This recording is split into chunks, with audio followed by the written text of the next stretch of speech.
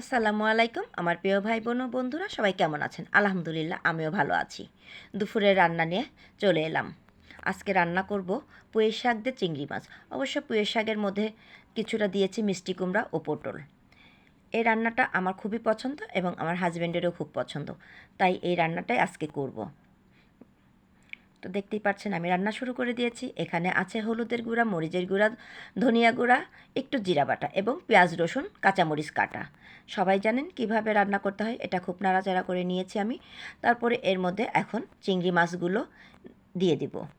তো চিংড়ি মাছগুলো দিয়ে খুব মতো কষিয়ে নেব যতক্ষণ না তেলের উপর আসবে। কিছুক্ষণ কষিয়ে নেওয়ার পরে আমি এর মধ্যে আমার পুঁই শাকগুলো দিয়ে দিব। তো এই রান্নাটা আসলেই খুবই মজার। আপনারা যারা কারা কারা পছন্দ করেন আমাকে অবশ্যই কমেন্ট করে জানাবেন, এবং এইভাবে রান্না করলে খুবই ভালো লাগে। এই ফেসবুক জগতে এত ঠেলাঠেলি শুরু হয়েছে যা বলার মতো না। ধাক্কা মারতে মারতে হুবড়ি খেয়ে পড়ার মতো।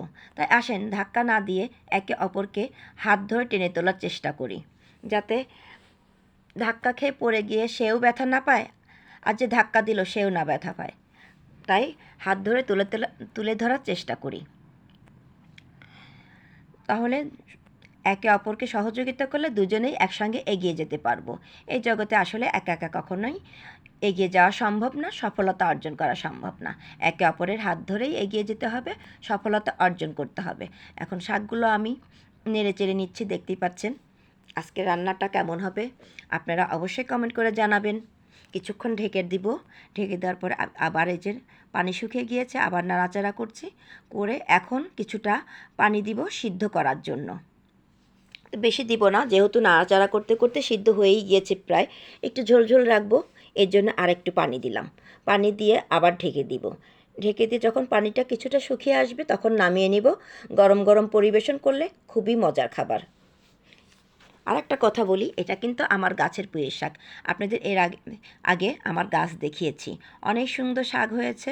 তো গাছের পুঁই শাকগুলো আমার মানে সারমুক্ত, এই জন্যই বেশি ভালো লাগে।